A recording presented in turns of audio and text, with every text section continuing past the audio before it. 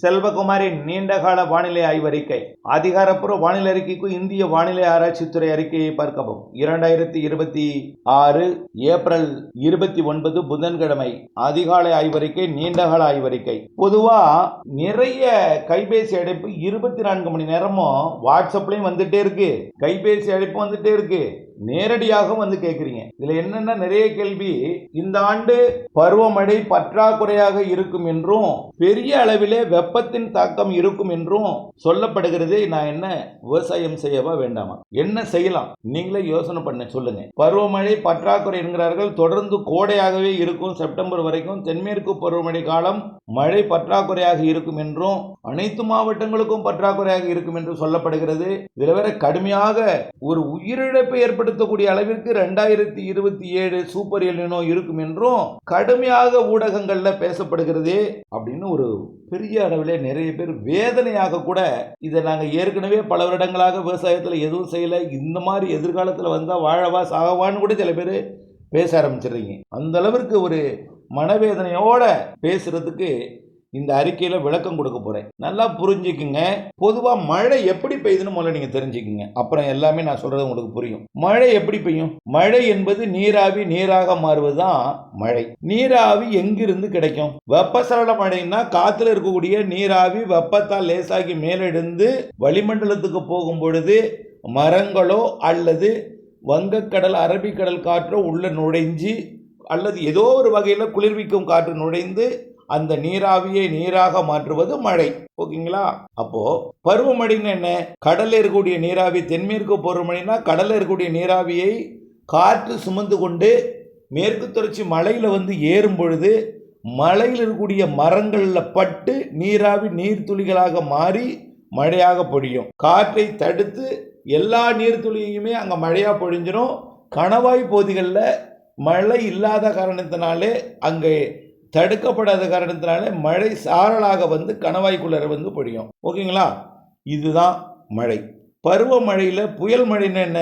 கடலுக்குள்ள இருக்கக்கூடிய சுழற்சிகள் கடல் நீராவியை அப்படியே எடுத்துக்கொண்டு சுழலும் பொழுது சுற்றுப்புற கடல் நீராவி எல்லாத்தையுமே நிலநடுக்கோட்டு இந்திய பெருங்கடல் நிலநடுக்கோட்டுக்கு தெற்கே இருக்கக்கூடிய நீராவியையும் கூட சுமந்து வந்து, அதே போல தான் தென்மேற்கு பருவமழை காலத்திலையும் ஆஸ்திரேலியாவில் இருக்கக்கூடிய நீராவியையும் சோமாலியா வரைக்கும் எடுத்துகிட்டு வரும். அப்படியே சோமாலியா போய் ஒரு டேன் போட்டு மீண்டும் கேரளாவுக்குள்ளே வந்து ஏறும், கர்நாடகாவில் ஏறும், மகாராஷ்டிரா, குஜராத், பாகிஸ்தானில் போய் ஏறும்.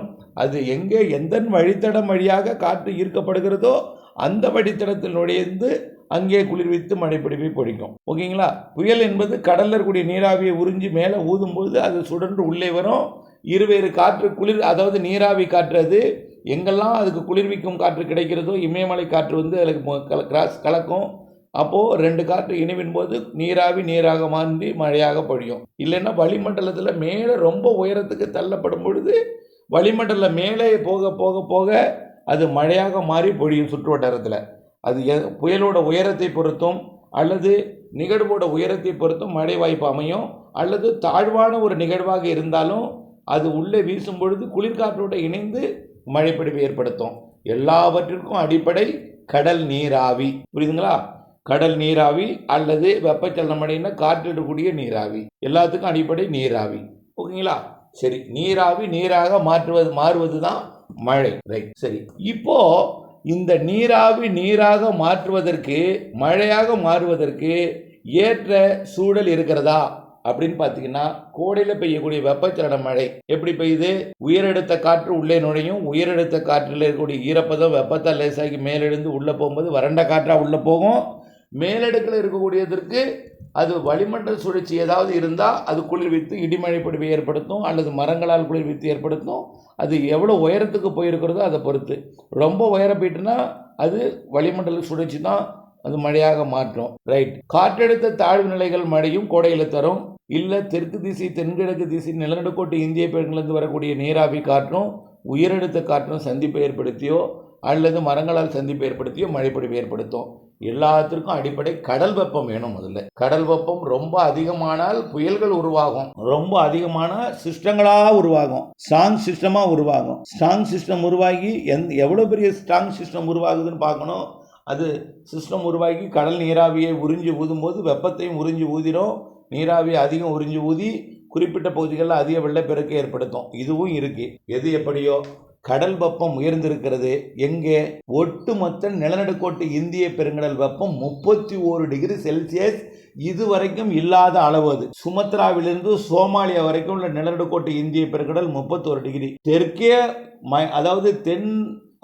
தெற்கே இருக்கு. தெற்கே 10 டிகிரி வரைக்கும் 31 டிகிரி, வடக்கே 10 டிகிரி, கன்னியாகுமரி வரைக்கும் 31 டிகிரி. உள்ளே தமிழ்நாட்டை ஒட்டிய பகுதியெல்லாம் 30 டிகிரி இருக்கு. இலங்கையை ஒட்டிய பகுதி 30.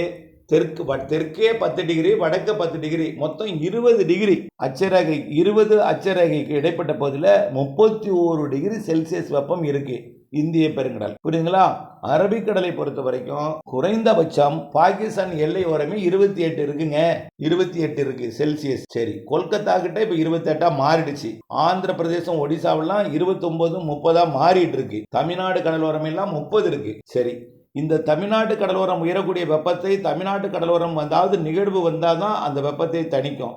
இல்லைன்னா நீரோட்டம் கடத்தணும். நிகழ்வு வருவதற்கு, கோடையில் வருவதற்கு வாய்ப்பு இருக்கு. தென்மேற்கு பருவமழை காலத்தில் தமிழ்நாட்டை ஒட்டி வலுவான நிகழ்வு வராது. காற்று சுழற்சிகள் வெப்பத்தை குறைக்கலாம். நீராவி காற்றை, அதாவது கடல் மேல்பரப்பில் எப்படி நம்ம காபி சாப்பிடும்போது சாசல் ஊதி ஊதி சாப்பிட்றோமோ, அப்போது எப்படி காற்று வெப்பத்தை தணிக்கிறதோ, அந்த காஃபியை வெப்பத்தை தணிக்கிறதோ, அதே போல் கடல் மேற்பரப்பில் அடிக்கக்கூடிய காற்றும் வெப்பத்தை தணிக்கும். அந்த வெப்பத்தை தணிக்கும். அப்போ வெப்ப நீராவி, அதாவது கடல்லேருந்து வரக்கூடிய நீராவியும் சுமந்து கொண்டு நீ மழையையும் கொடுக்கும். அதே போல தான் அரபிக்கடல் வெப்பம் 30 டிகிரி இருக்குது, 29 டிகிரி இருக்குது மத்திய அரபிக்கடல், வடக்கே 28 இருக்குது, 27 ஓமன் வளைகுடா ஒட்டி இருக்குது. பாக்கி எல்லாமே 26க்கு 27க்கு மேலே தான் இருக்குது. 30, 31 தமிழ்நாடு, கேரளா, நிலநடுக்கோட்டு இந்திய பெருங்கடல் 31 பரவலாகவே.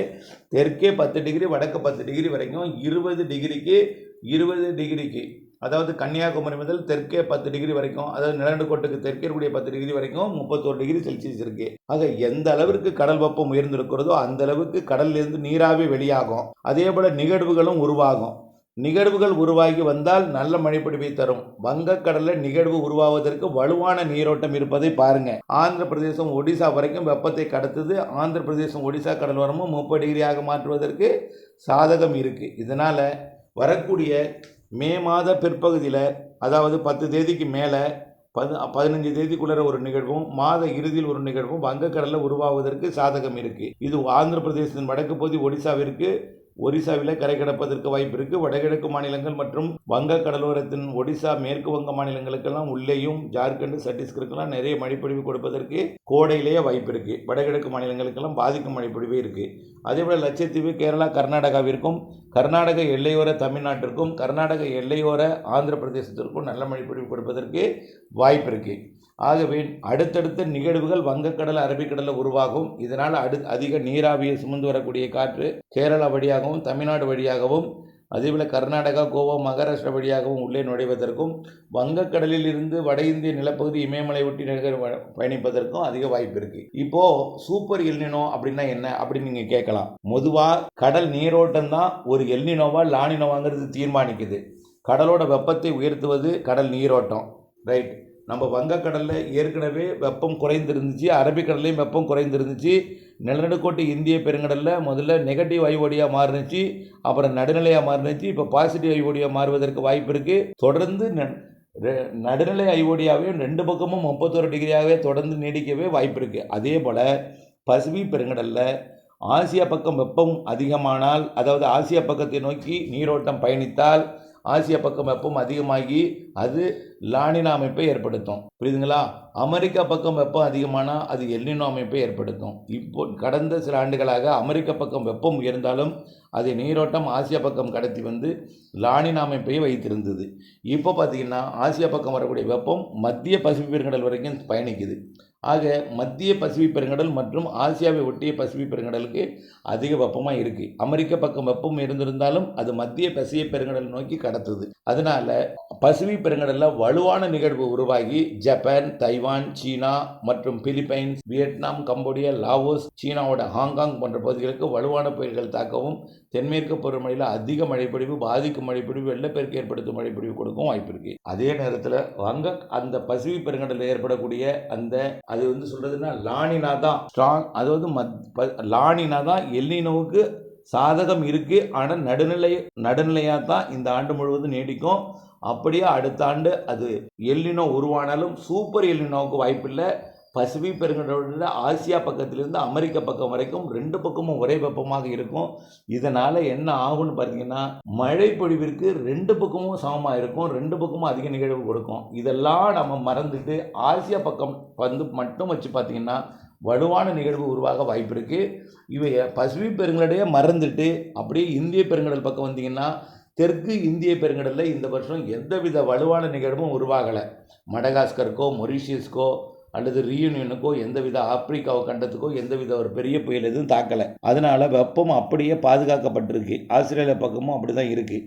இதனால் இந்த வெப்ப சேமிப்பு 31 டிகிரி உயர்ந்திருக்கிற வெப்பமானது தென்மேற்கு பருவமழை காலத்தில் அதிகமான காற்று நீராவியை சுமந்து வந்து அப்படியே கேரளா கர்நாடகாவில் ஏறுவதற்கு அதிக வாய்ப்பு இருக்குது. இப்போ சொல்கிறாங்க பாசிட்டிவ் ஐஓடியாக மாறுவதற்கு வாய்ப்பு இருக்குன்னு உலக வானிலையாளர் சொல்கிறாங்க. சரி, பாசிட்டிவ் ஐஓடினா என்ன? அதாவது அரபிக்கடலோட தெற்கு பகுதியில் உள்ள நிலநடுக்கோட்டு இந்திய பெருங்கடல் வெப்பம் அதிகமாக இருக்கும். அதிகமானால் என்ன ஆகும்? நீராவியை அதிகமாக வெளியிடும். நீராவி அதிகமாக வெளியிட்டால் என்ன ஆகும்? காற்று நீராவி அதிகமாக சுமந்து வந்து கேரளா கர்நாடகாவில் வந்து ஏற்றும். அப்போது வங்கக்கடல் வெப்பம் அதிகமாக என்ன ஆகும்? வங்கக்கடலோட வடக்கு பகுதியில் நிகழ்வுகள் உருவாகும். வங்கக்கடலோட வடக்கு பகுதியில் நிகழ்வு உருவானால் கேரளா வழியாக காற்றை ஈர்க்கும். பாசிட்டிவ் ஐஓடியாக இருக்கும் பொழுது கண்டிப்பாக சோமாலியா மாலத்தீவு வழியாக காற்று ஈர்க்கப்பட்டு கேரளா கர்நாடகா கோவா மகாராஷ்டிரா வழியாக காற்று நுழைந்து கன்னியாகுமரி முதல் மும்பை வரைக்கும் குஜராத் வரைக்கும் உள்ள கடற்பகுதி வழியாக காற்றை ஈர்த்து நிறைய மழைப்பொழிவை கொடுத்து அது வங்கக்கடலுக்கும் வந்து மீண்டும் வடகிழக்கு மாநிலங்களுக்கு கொடுத்து இமயமலையோட பகுதி வரைக்கும் நல்ல மழைப்பொழிவை கொடுப்பதற்கு தான் நிலநடுக்கோட்டு இந்திய பெருங்கடல் அரபிக்கடல் வங்கக்கடல் நிலநடுக்கோட்டு இந்திய பெருங்கடல் சாதகமாக இருக்குது. பசிபிக் பெருங்கடல் அப்படியே மறந்துட்டு வங்கக்கடலை மட்டும் நீங்கள் ஆய்வு பண்ணிங்கனாலே போதும். வங்கக்கடல் வெப்பம் அதிகமாக இருக்கிற காரணத்தினாலே வலுவான நிகழ்வு, நிறைய நீராவியை சுமந்து வரக்கூடிய நிகழ்வு, நிறைய நீரை தரக்கூடிய நிகழ்வு, பருவமழை தென்மேற்கு பருவமழை பற்றாக்குறை என்பதற்கு பேச்சுக்கே இடமில்லை என்று தான் என்னை பொறுத்த வரைக்கும் சொல்வேன். சரி, இப்போ வெப்பம் உயர்ந்துகிட்டே இருக்குது. தமிழ்நாட்டு கரையோரத்தில் வெப்பம் 31 டிகிரியாக உயர்ந்திருக்கு. இது தொடர்ந்து உயர்றது காரணத்தினால வடகிழக்கு பருவமழை காலத்தில் வலுவான நிகழ்வு கடந்த வருடம் எப்படி இலங்கையை பாதித்ததோ அதே போல் மீண்டும் இலங்கைக்கும் தமிழ்நாட்டுக்கும் ஒரு அதிக மழைப்பொழிவை தரக்கூடிய ஒரு வலுவான நிகழ்வெல்லாம் காத்திருக்கு என்று தான் சொல்லணும். வடகிழக்கு பருவமழை நிறைய மழைப்பொழிவை தரும். அதில் கவலைப்படாதீங்க. உள் மாவட்டங்களுக்கும் கடந்த ஆண்டு வந்து இலங்கையோட வந்து தமிழ்நாட்டுக்கு வந்து செயலிழந்து விட்டது. ஆனால் தலைக்கு மேல் வந்து தலைப்பாகையோட போய்விட்டது எனலாம், அப்படி தான் சொல்லணும். இலங்கையோட வரைபடத்தினுடைய அமைப்பையே மாற்றியது இந்த புயல் என்பதே உங்களுக்கெல்லாம் தெரியும். ஆகவே தமிழ்நாட்டுக்கும் அப்படிப்பட்ட மழைப்பொழிவை கொடுக்க வேண்டிய நிகழ்வு தலைப்பாகையோடு போனது.